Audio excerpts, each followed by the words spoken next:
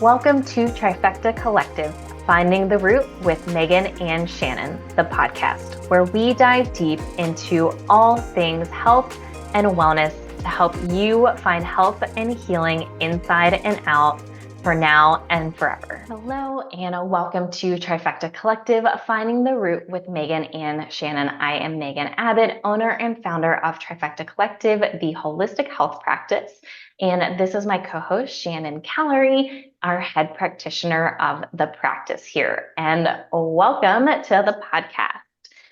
Today, we are talking about hormones again. And today's episode is going to be specifically all about perimenopause into menopause, what this looks like, how do you know if you're going into this, and ways to not only kind of handle this transition that we all are going to go through, but we're also going to talk about some preparation that if you are not at this stage yet, some of the things that you can do to prepare going into this, which can be really, really helpful. And I'll say as someone who was in perimenopause in my late 20s, this is something that is very much always on my mind, being in my mid 30s now, and knowing this transition is going to happen in the next, realistically, probably 10, 15-ish years. And how can I support my body and hormones now, even preparation going into this? And it's also never too late to start doing this work to support your body appropriately. And so, yeah, we're going to dig into all of this. I'll also say my voice is a little hit or miss today, so I'm going to do my best not to clear my throat or cough during the podcast. However, I apologize in advance if that happens at any point in time and it is disruptive. That's all right. You can always try and mute yourself too. I've done that before.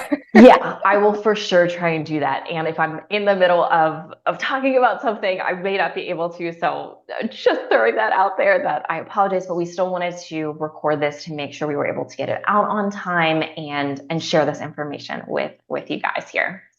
Yeah, definitely. And just to add to that too, I think we're also going to talk a little bit about some things that, like Megan said, she experienced some of these symptoms well before they should have been happening.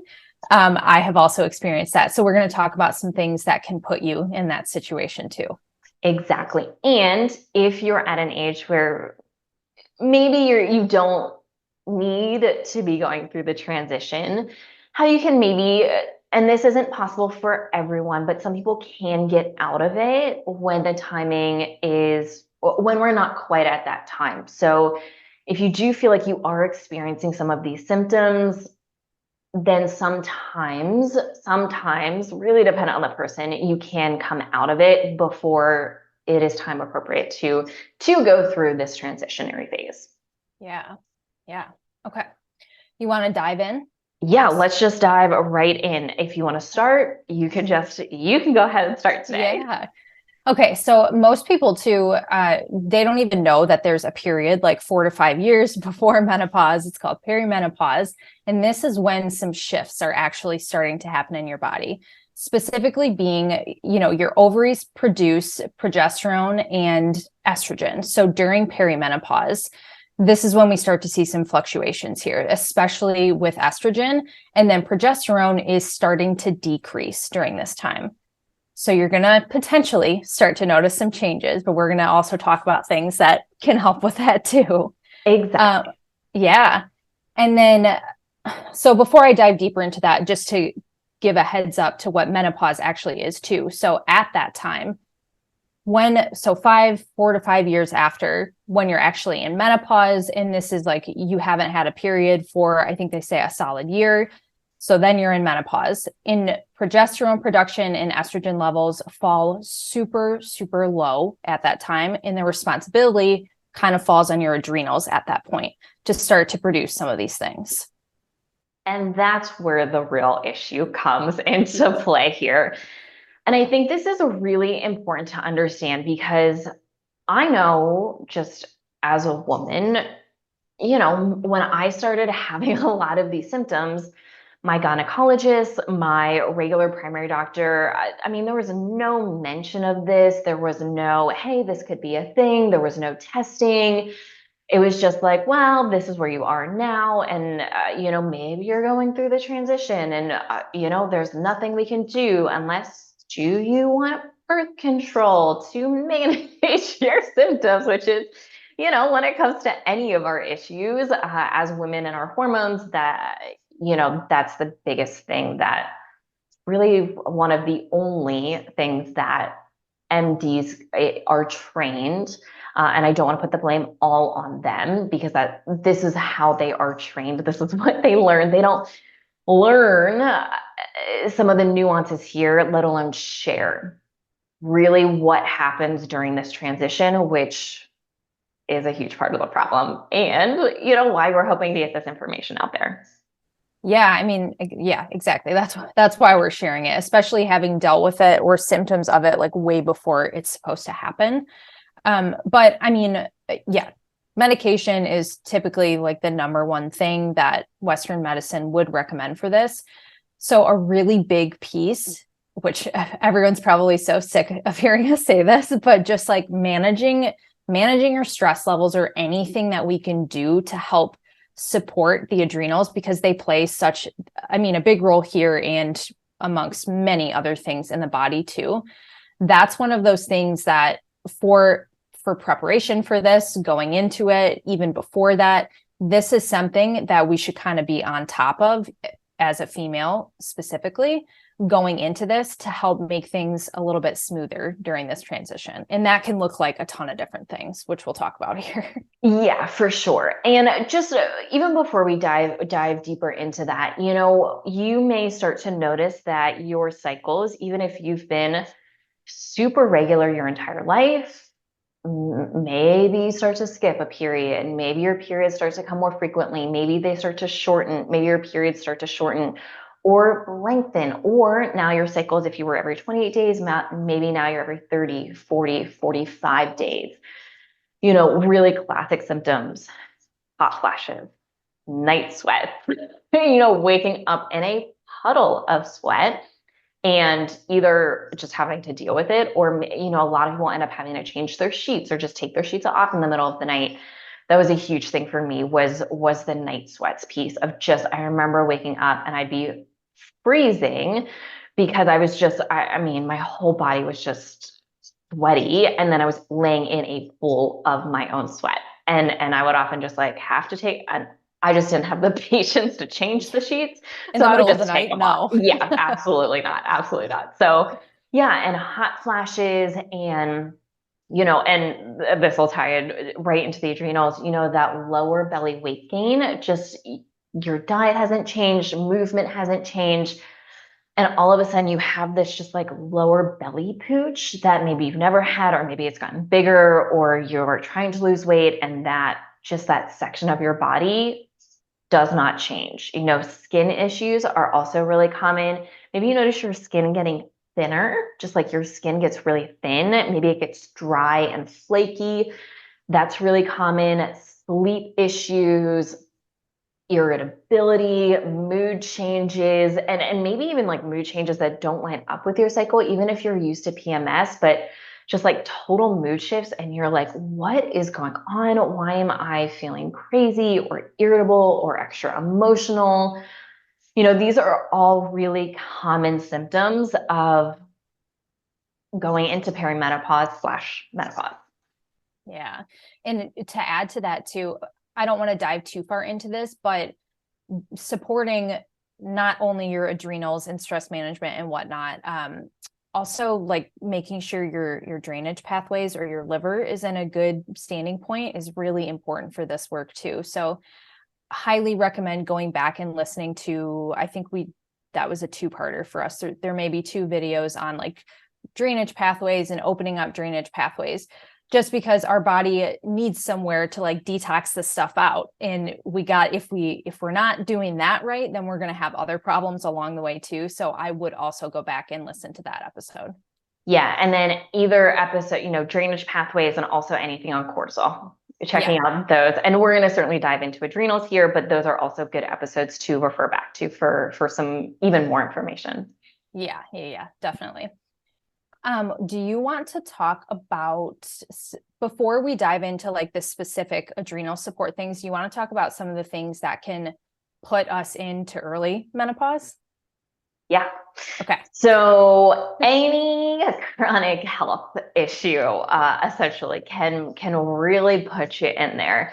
And so this was a huge thing for me. I had heavy metal toxicity issues. I had a parasite overload issues, Epstein-Barr virus, chronic viral issues. And so all of these chronic issues just put so much stress and pressure in my body, let alone chronic pain. I also had autoimmune issues. And so it was just the level of stress, really, of all of these chronic issues going on in my life that kind of triggered my body going right into perimenopause.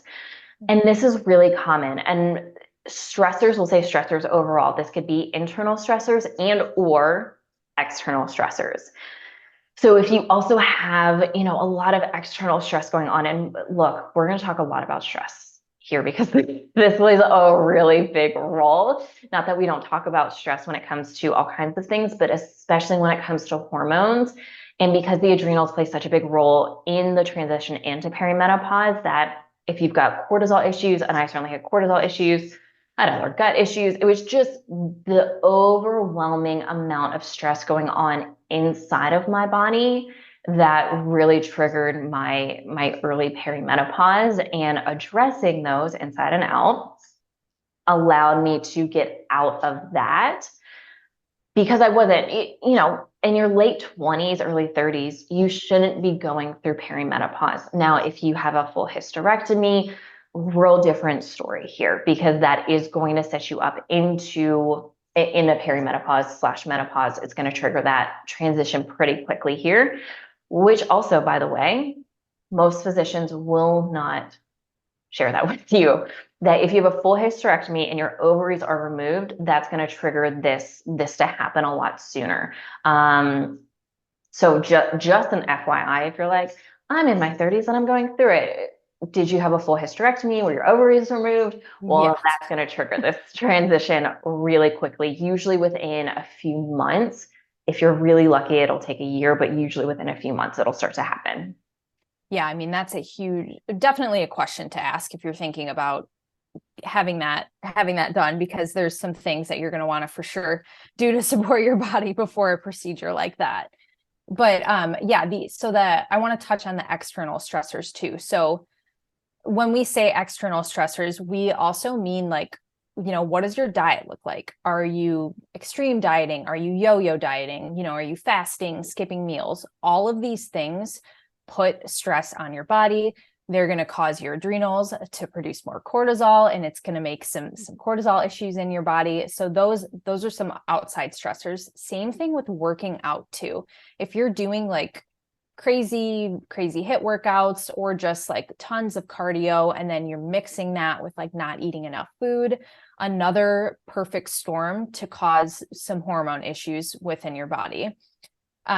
So just like, yeah, I mean, definitely not eating enough food too. I don't know if I said that. That's a really big one too. And then of course, like you were explaining, the deeper rooted health issues. And it's super common that when we see, female clients, I feel like most of them are coming in with hormone issues. And it's so common, or we see it a lot, just because these deeper rooted issues, they do affect your hormones. So like it can, and that's again why we never start with hormones, is usually there's always like so many layers underneath that. But yeah, so just managing the stress on your body, in your life, just in so many different ways, is going to be a huge game changer here for trying to just prep your body so it can handle this the best way that it can. Yeah. And so the name of the game here is stress. And if you're not familiar, so just a little bit more about the adrenals and cortisol. So if you're not familiar, we have kind of this axis or this like pathway in our body that starts in our brain, and it's our hypothalamus pituitary adrenal axis, our HPA axis. And you may have heard of HPA axis dysfunction or dysregulation. And this is where something is going wrong here or not working as optimally as we would like. And so this can show up as cortisol issues. So if you consistently wake up at 3 a.m., if you are maybe not even in perimenopause or menopause and you have that lower belly weight gain, or you are losing weight and maybe you're losing weight other places except that lower part of your belly. If your face is round and puffy, if you're retaining a lot of water, if you wake up and you're not hungry for a while, if you are tired all day and then all of a sudden as it starts to get dark and later you wake up and I'll also say, and I've done some videos on this on TikTok, if you are a night owl, now I'm not saying some people aren't wired to just be more awake at some different times of the day, including the evening. However, most quote unquote night owls that I've ever worked with are not night owls. They have cortisol issues. So just keep that in mind that if you're tired all day and wired at night, tired and wired, that's a really big thing. Now, I say this because there's also another really important axis that shares a lot of the same similarities here, and that's the HPT axis, the hypothalamus pituitary thyroid axis. And look, if you have thyroid issues, which are super common among women, hypothyroid, hyperthyroid, Hashimoto's, Graves, these all impact the thyroid. Now, not all of these are actual thyroid issues. Some of them are autoimmune issues that just happen to impact the thyroid. The chances that you also have something going on with your adrenals is super high. The chances that you are going to end up in early perimenopause goes up pretty significantly from my experiences. It's not guaranteed. However, I just want to throw that out there that if you happen to fall into that category, there's a very strong correlation between thyroid issues and thyroid dysfunction and going into early perimenopause. And that's largely because that hypothalamus and pituitary, our brain here, these parts of our brain play a really big role in both our adrenals and in our thyroid health. Mm-hmm. They're kind of like sometimes I like to refer to them as like the governing part for like the hormones, just because they control so much, especially when it has to do with like hormones in the body and all the things. I mean, same thing with the adrenals. They have so much power in the body. Yeah, so it's really important. And, and this is kind of a personal opinion. However, also there's a lot of science backed in what I'm about to say here. But, I think why so many of us struggle in this transitionary phase is one, no one tells us about it and no one teaches us about it. And now I know my experience is a little biased having worked in the chronic health space, but so many women have adrenal issues.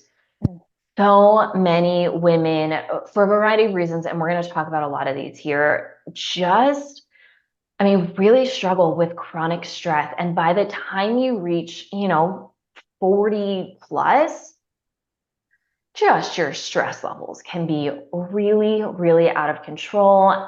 Many people don't take care of themselves. If you have a family and a significant other and the stresses of life and or a job, and especially women with really big jobs with a lot of chronic stress, our body, we go into perimenopause not in a good place, just health wise. And then we start to make this transition and everything feels like it's just so exacerbated. And we really, really struggle because our body and specifically our adrenals are not in a place to be able to handle anything else. Having them take over any sort of hormone production, gosh, that's a really big job. And if they're not in a great place, they're not going to do a very good job in that transition.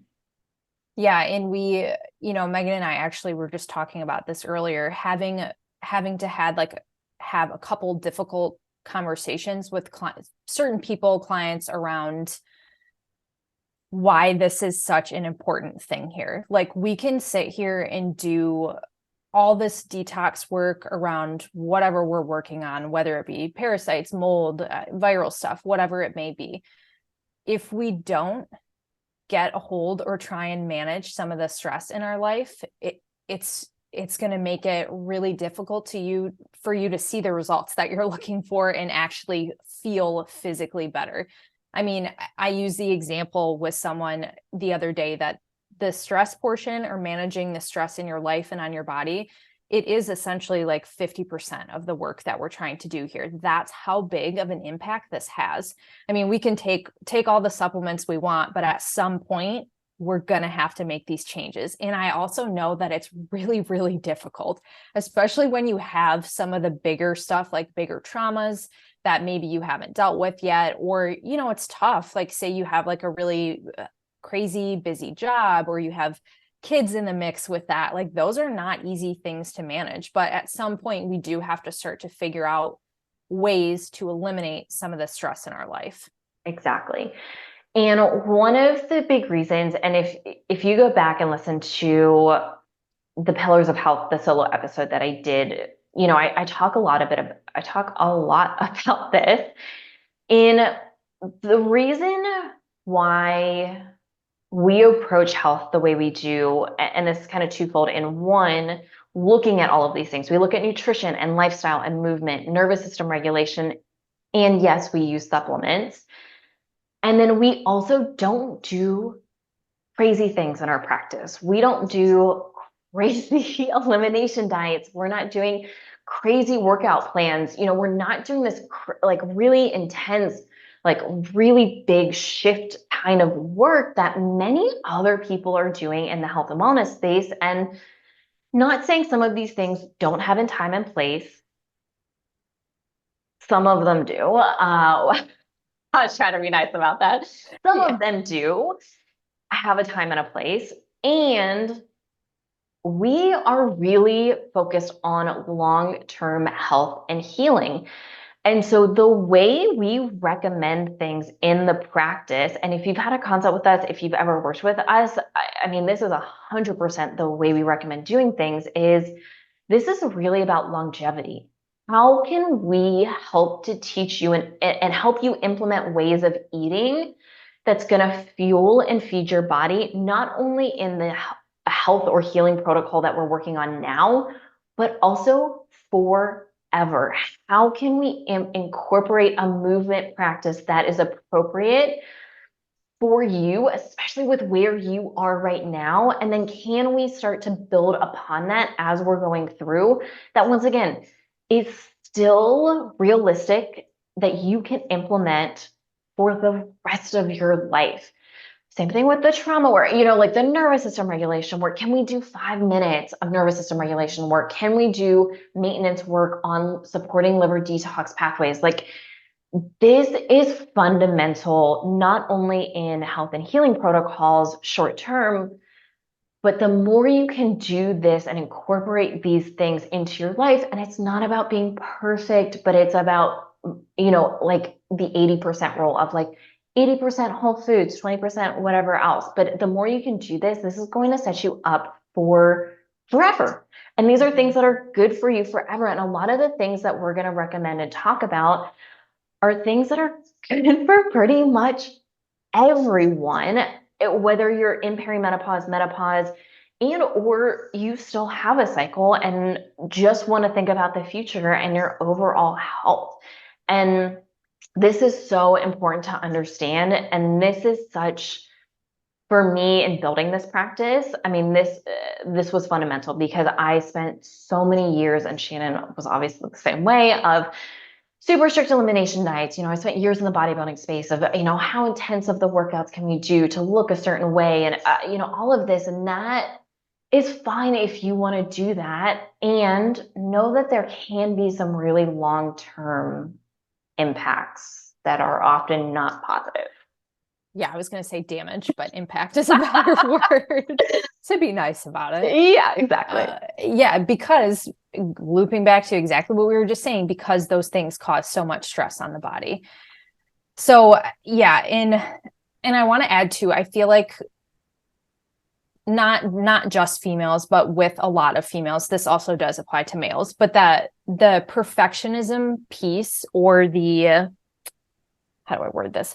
The part where we always feel like we need to be doing something, not knowing how to relax and whatnot, that also plays a big role in this too, because I feel like social media is everywhere. People spend a ton of time on it for their jobs. When they're trying to relax, they're scrolling and all the things. And especially for like, the health part of things that we see, we're constantly looking at stuff. We're seeing new tips and new things to try. And sometimes like that's too much. We don't realize that even though we think that we're trying to make better changes for our health by doing all these things, sometimes it's better to pick like one thing and focus on it for however long, a week, maybe 3 weeks, maybe 4 weeks, like getting up and eating breakfast in the morning. Pick one thing, focus on it, make that one thing a habit, and then start to add something else in. I know that's tough, again, because we have so many different things that are shoved in our face, but like that is also a big part of this that a lot of people don't realize. Like this can also cause you stress when we have too many options. Exactly. And that just brought up for me an all or nothing mentality that so many of us have. And it really doesn't serve us. Either you're fully on your nutrition plan and workouts and all that kind of stuff, or you're eating cupcakes for breakfast and sitting on your couch all day. And there's no in between. And if you're looking for a book, and I do have some mixed feelings about this book, but I know from an entry level standpoint, a lot of people do find value in this book. And the book is Atomic Habits. And it really just talks about habit building and how do we stack habits. And so I think that can be a really good resource. I don't remember who the author of it, but if you just search Atomic Habits, I know a lot of people have found that to be a really valuable resource in trying to come out of that all or nothing, all in, all out kind of mentality, and start to build some of these habits that, once again, really are just going to be super beneficial long term for your life. And the other piece of this for me is, you can enjoy. I was gonna say enjoy, and then I was like, sometimes we're not actually enjoying these things. At some point or another, you're gonna have to look at your health. We're humans. Things happen as we age, and part of this goes into perimenopause and menopause because of the age that this does happen. And we'll certainly talk about this. And I have some really strong feelings about some very specific things that we'll talk about. And knowing that, it's just really important that the earlier you can look at your health, and once again, it's not from an all or nothing standpoint, but just be aware of what you're doing, be aware of your body, the better you're probably going to age, the better you're going to feel. Yes, things shift as we age. And a lot of the things that happen as we age, especially, I know plenty of people in their 30s that they groan when they stand up, and their body, they're already having joint pain and things, and not from chronic health issues, just because of where they are. Like, look, you're not in your 20s anymore. Yeah, you can get away with some stuff in your 20s, and eventually your habits will catch up to you. And it's, I'm in my 30s and feel great. And, like by and large, my body doesn't hurt. And I have a history of chronic pain issues, and I don't have joint pain. And, my body moves really well, and I can move through a variety of ranges of motions that our body's designed to move in. And not everyone can do that, even younger than me. And I think, in the fitness world, a lot of times this was a really big deal of starting in your mid to late 30s into your 40s. That's when you notice the people who have really taken care of themselves. Before then, sometimes you can't always tell, and people can get away with a lot. However, it does catch up with them. And so the sooner you can start incorporating some of the things that we're going to talk about, the easier this transition is going to be. And you're probably just generally going to feel a whole lot better as you age. Yeah, and just all through. I mean, everyone feels better when they start to manage their stress too. Just like naturally, probably you're going to see big shifts in multiple areas. But I want to add to that too, just the settling factor. I feel like it's very common to just be like, oh, well, I'm getting older and this hurts, or specifically for menopause, like well, I'm going to go through hot flashes, or, it's going to be this awful thing. That's not necessarily true. I mean, we're not saying that you can completely eliminate this and not feel anything. I mean, maybe some people can, but we don't need to go into it expecting it to be this like horrible thing just without trying at all. That's something that's always drove me crazy, is like, why do we settle for just expecting that like when we get older, when we go through menopause, like we're just going to feel awful and like be awful, when that's so far from the truth. Exactly. And I know there's a lot of people in the space who work with this population who say hormone replacement therapy is your only option, and that's the only way you're going to feel better. Not saying there isn't a time and place for HRT, because I do think there is a time and a place for some people. And once again, that is a very personal choice if you decide to do that. And there's a lot of other things that you can do, and you have a lot of other options here, especially if you do have a little time to prep or you're in the earlier stages. It's not your only option. There are reasons why this is going on, and HRT is not the only option for you. But once again, not saying that's a bad option. However, it is not your only option if that's not something you'd like to do. Yeah. And I mean, there's also non-synthetic versions of HRT too. So there's something called granulars, and I wouldn't recommend, if you're someone who's on HRT, I'm not saying like go out and switch, but something to look into is there's something called granulars, and it's just a more natural version of HRT amongst other things. So yeah, there's plenty of different options, and again, like there's a time and a place for everything. Exactly. So let's dive into the adrenals here, because that's obviously going to be such a big piece here as we're as we're making this transition. The adrenals play such a big role. So, really simple things that if you are not doing these, I would 100% recommend starting here. Real basic. If you wake up and drink coffee immediately, look, this your cortisol belly is absolutely going to be there. And that's that lower belly pooch here. So drinking coffee on an empty stomach, or caffeine in general here, not exclusively coffee, but drinking your caffeine on an empty stomach, this is going to cause a spike in insulin, and you're going to hold on to body fat. And that's just what happens in the body. Not saying caffeine is bad. I am an avid coffee drinker. I am. I've given it up before, and no thank you. I would not like to do that again. Have it after breakfast. Yeah. Just have your eat breakfast first, and then have your coffee or caffeine. Yeah. And another big thing, which I was going to say can be an easy step, but maybe not for some people, is having or trying to have a protein-rich breakfast. Granted, every meal protein rich is a good idea, but especially starting your day with this before you have coffee is another thing that's really going to help set the tone for the rest of the day. It's going to help your body balance blood sugar throughout the day, which again relates, to the insulin spike and the cortisol spike. So that's another fairly simple shift that you can try and make.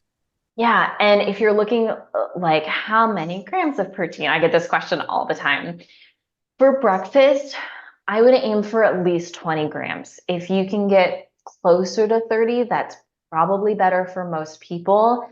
And I know if you're not used to eating breakfast, if you're used to eating a little cup of yogurt or croissant or a bagel, this is going to feel like a big shift. However, this is really, really valuable. And I'll say one of the first things that we often do with clients is add protein to however they are eating. We don't take away anything, we just add protein in. Increase in energy, decrease in inflammation, better sleep. Some people notice weight loss immediately just doing this. Protein is so important, and protein, a couple suggestions here and just like a couple little other little things. Eggs are good for the body for a lot of people, and one egg only has about 6 grams of protein. So if you're gonna have eggs for breakfast, you need several to touch and or something else going on, something else in your breakfast that is protein rich to be able to hit kind of that target. One of our videos that has done really well on TikTok is 2 eggs is not enough protein for breakfast. Yeah, it's 12 grams of protein.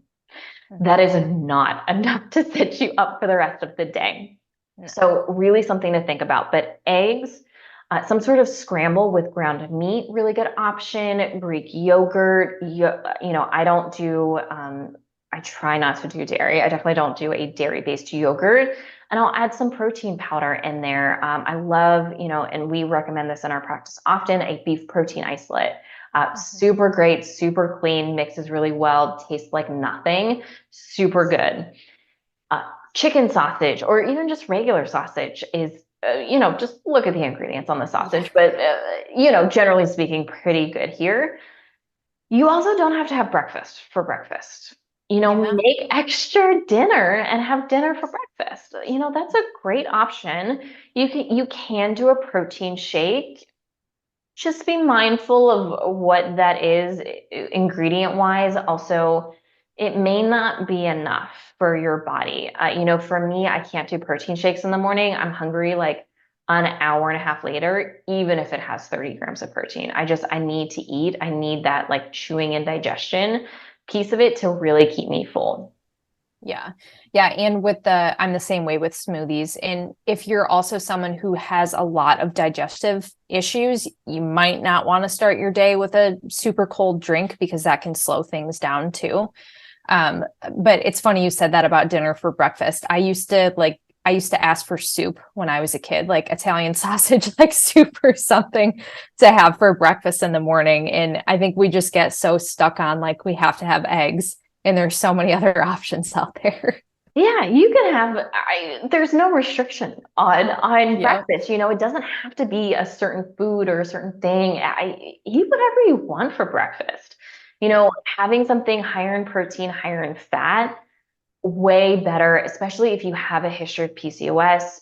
Even stronger recommendation here for this. However, I think this plays a huge role just overall in hormone health, blood sugar regulation, adrenal health, overall health, weight management, everything like that. Just starting your day. And here's the other thing. If you've got cortisol issues and you wake up and you're not hungry, and maybe the thought of eating first thing in the morning, especially in the first 30 to 60 minutes, this is kind of your more ideal window. If that's nauseating for you, I get it. We don't want you to force feed yourself, and you've got to try. You've got to try and eat a little something. Yogurt can be a little bit easier for many people. A shake, while it might not be right for some people, that can be easier, especially if you're not hungry in the morning. So, and here's the thing too, if you're not hungry in the morning and you start eating breakfast, your body will shift. A lot of this is a sign of adrenal issues. And when you start supporting your adrenals through the variety of methods that we're going to talk about here, you will start to wake up hungry. Usually it takes a few weeks for this to start to happen, but we see this all the time in our practice. Yeah, you have to give it, we know it's tough, especially if you're coming from like, fasting and not eating breakfast at all. Do what you can get, even if you're like getting a couple bites in, set it aside, wait a little bit, go back to it. It takes time to see that shift. Eventually your body will start to get hungry in the morning naturally, probably when you wake up, but you have to give it a chance, at least like a couple weeks to get to that point. Exactly. Another really simple thing you can do, and this is simple for some people and not for others, so I totally get it. If you happen to work a night shift, I get it. However, seeing the sun or getting outside and getting natural light in your eyes first thing in the morning, so valuable. Just it really helps reset your circadian rhythm. And especially if you can do it throughout the day, great. If you can do it first thing in the morning, great. If you can do it first thing in the morning and in the evening, awesome. Super good, super valuable. And you know, it depends on who you talk to. And I know Huberman Lab has touched on this, like gone real deep into this, but even if it's just 5 minutes, you know, 5, 10, 15 minutes, I still think there's a lot of value in this. And just, it really does make a difference. You know, go stand outside for a couple minutes when you first wake up. Go for a 5 or 10 minute walk. That way you're getting in some really gentle movement. Go eat breakfast outside. You know, a lot of options here. You don't have to just go stand outside and, you know, just sit there. You can also do a meditation or some breath work or, you know, tie a couple of these things together here. So it's taking less time. Yeah. And exactly, like it makes it feel like you're not trying to add in or do too many things at once. But another big piece of this here is trying to prioritize sleep, which kind of ties in with what we were just talking about. You know, getting the sunshine thing can really help with that. I always recommend, usually we start with the morning if they can do a midday too. And then if at night you can see the sun go down just for a little bit, that can really help with sleep. But again, just prioritizing your sleep in general, making sure you're getting the best of quality sleep that you can, that you're getting enough sleep is also something that's really going to go a long way for managing stress and helping support your adrenals. Exactly. And if you have sleep issues, might be time to dive a little bit deeper into why the sleep is struggling here.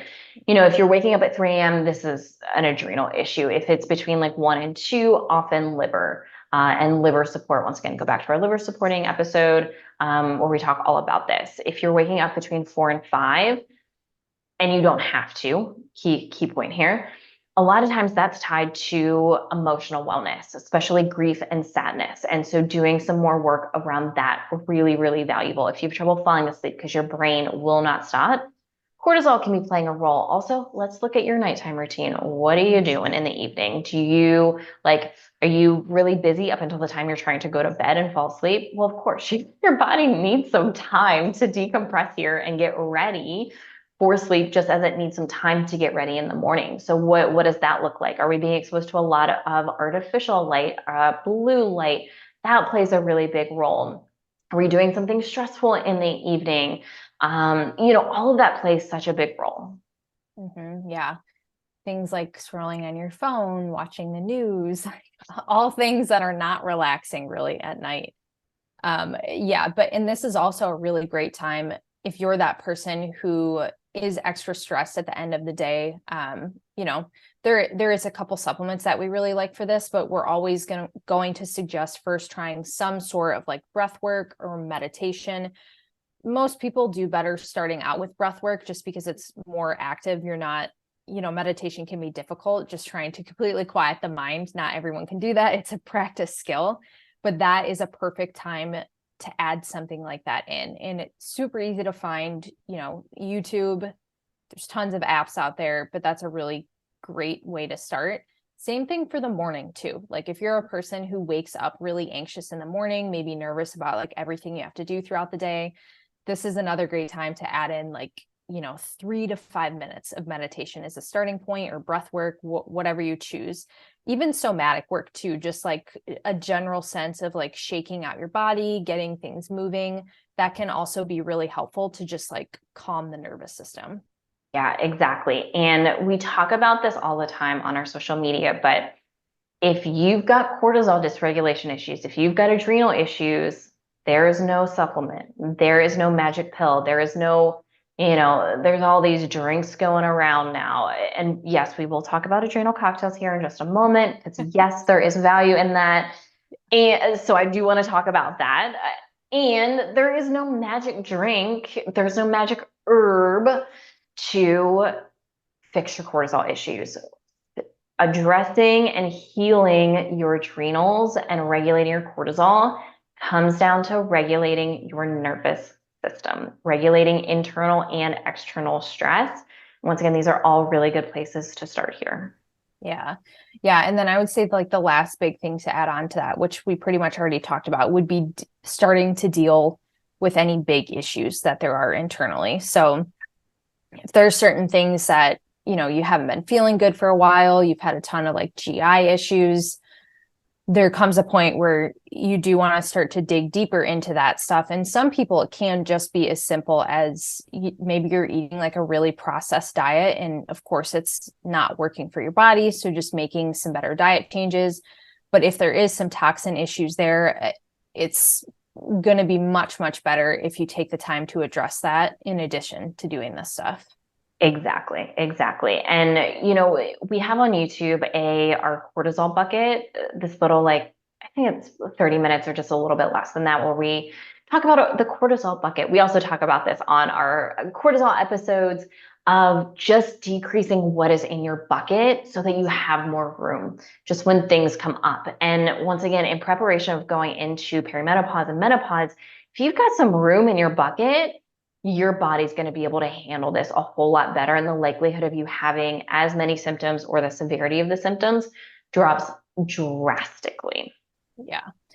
And we can add in some additional things. There's some things that we do use to kind of help throughout this process, because again, like we can't expect everything to be perfect right away.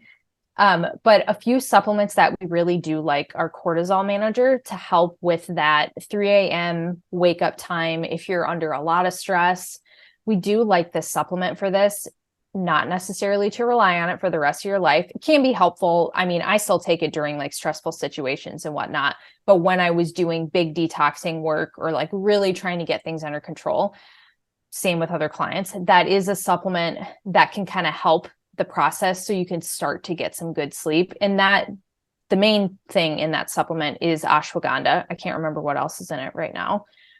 There's that one, which is linked in our full script store. And L-theanine and GABA is another really great one. This one more so if you feel like you're a more anxious person, I would say. Like if your mind's racing at night, you're having trouble calming down. Same thing with like early in the morning, that mind racing thing, or just feeling like a constant stress throughout the day, that supplement would probably be a better option for you. Yeah, great options. The other thing that they mentioned was adrenal cocktails. And this is something for early in the day because it can be stimulating, is that when our adrenals have been working a lot and working overtime and we've got some cortisol dysregulation issues, a lot of nutrients are depleted. And that's just something that happens, which can then impact the rest of the body, by the way. And so adrenal cocktails can be really valuable. And there's tons of recipes out there. So, you can search a variety of recipes.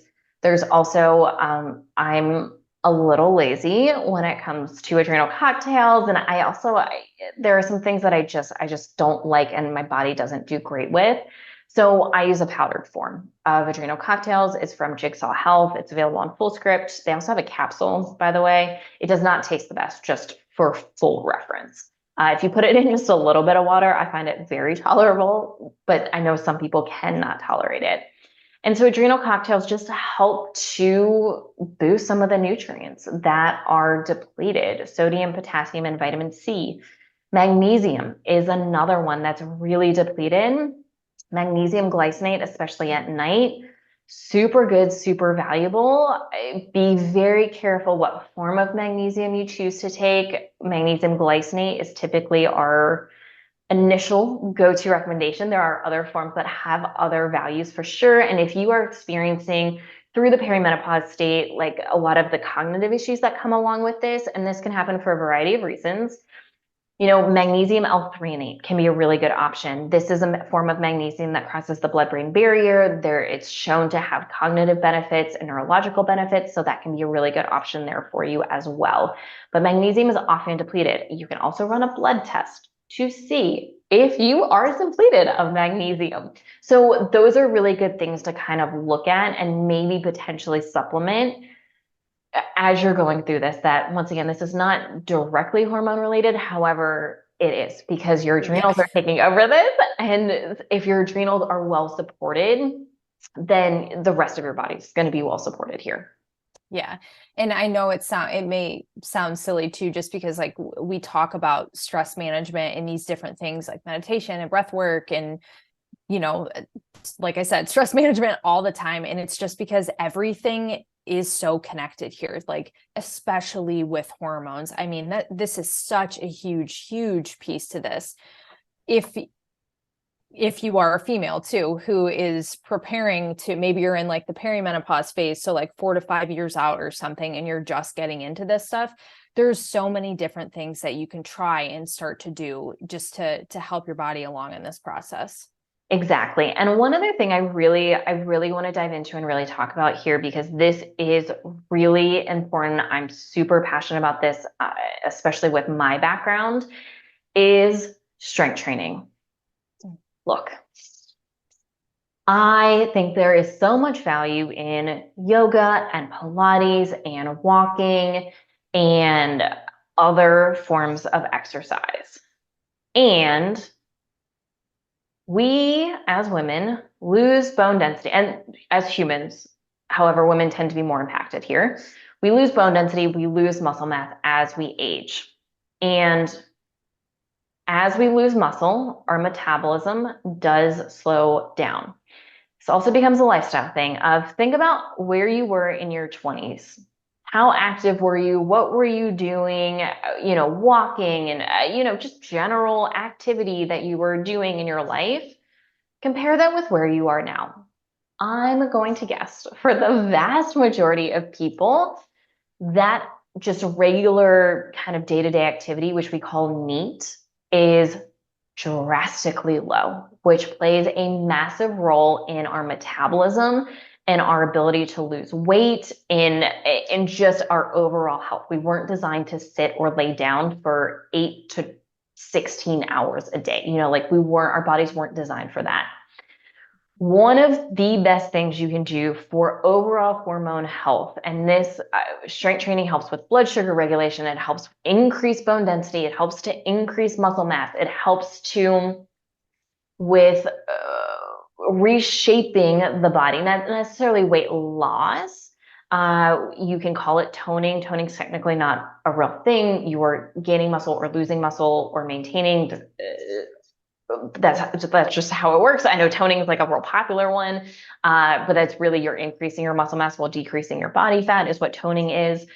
And so one of the best things you can do in your entire life, especially in preparation for perimenopause and menopause and supporting your overall hormone health, is to strength train. And now this can look so different depending on the person, depending on where you are, and this should be done appropriately. You can absolutely overdo this.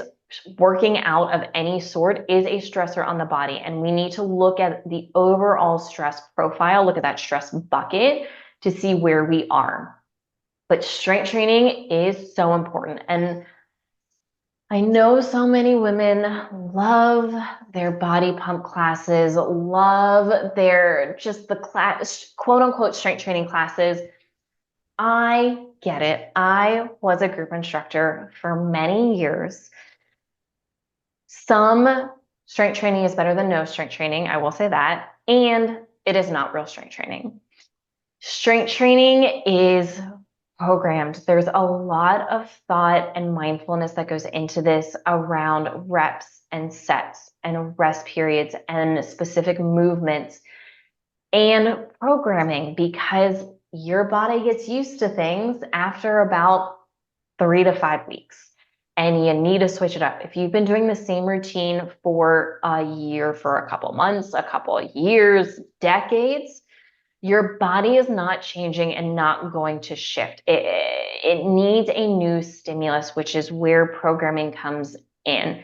And there's a lot of really amazing and free resources out there all about this topic. So I'm not going to talk too much about specifics as far as like how to program, but this can look like body weight. This can look like bands. This can look like free weights or kettlebells or, actual barbells. There's a lot of ways to do this. There's no, you have to use free weights. No, I don't like machines very much, which is why I did not mention them. However, that is an option to use those. There's a lot of downsides for that, but I'm telling you, especially I have a handful of friends that are in this phase right now, and they are talking about strength training and how much they wish they had started this earlier. There is a learning curve when it comes to strength training, and the more you can set yourself up for this, the better. Yeah. Yeah, it's I'm just starting my strength training journey. So maybe that's something I'll keep you guys posted on. But I think I went through a phase of like before I actually got into my deep healing, over exercising, kind of like abusing the gym and abusing my body in that sense. So it's taken me a long time to get comfortable with getting back in the gym, especially around weights and whatnot. But I know that there's so much value here. And we usually start before we even have people like really dive into this that we're working with, we usually start with some sort of like mobility check for the body, because the structural piece is super important here, as Megan can tell you about.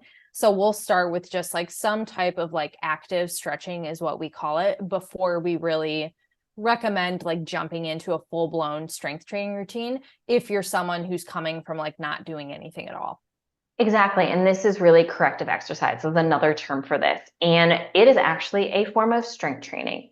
So once again, not that it needs to be done forever exclusively. I still do corrective exercise as warm-up work. And on days where I'm not in the gym, a lot of times that is in my routine because it helps my body feel good.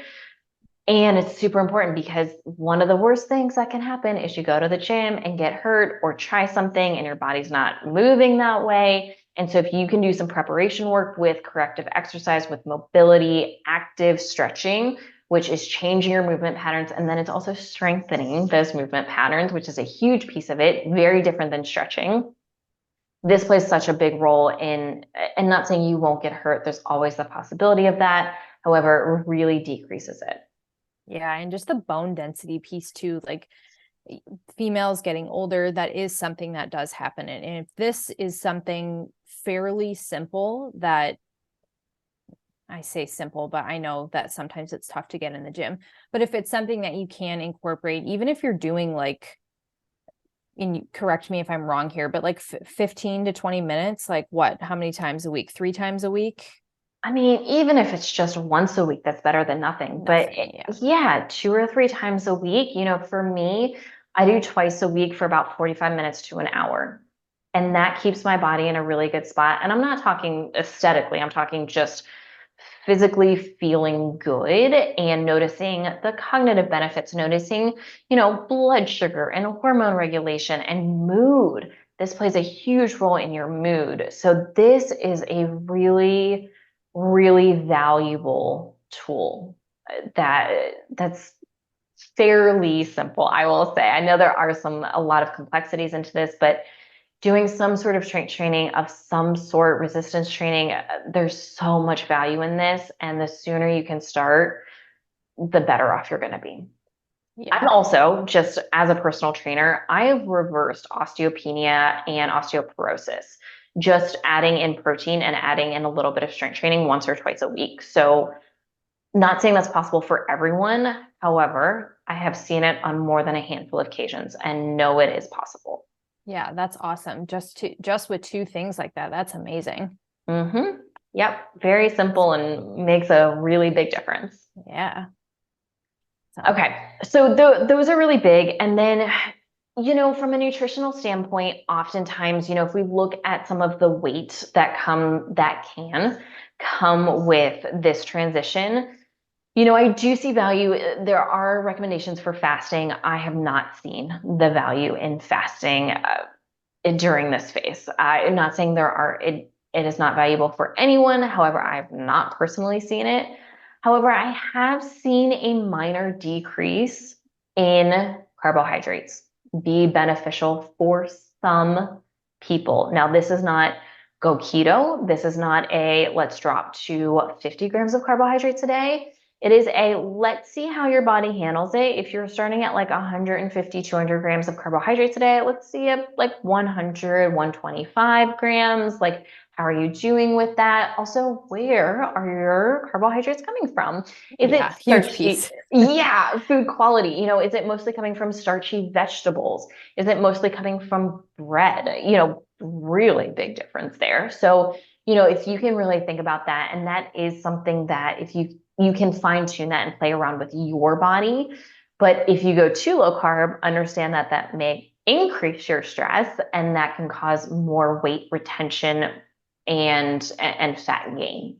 Really something that you have to kind of play around with and start slow with, because if you try to just like eliminate it all right away, that is something that your body's going to consider as like a huge stressor. So I do not recommend doing that. Like, definitely start slow, kind of, look at your diet. Like Megan was saying, are you eating a lot of like sweets or baked goods and breads and whatnot? That would be maybe the first place to start. But I've never really seen, not saying that you can't have those things at all either. It's just about like how much of them are you consuming. And then we never really see anyone who can't, or I don't believe in fully eliminating like complex carbs too, when we're talking like potatoes and things like that. Like I wouldn't recommend doing that.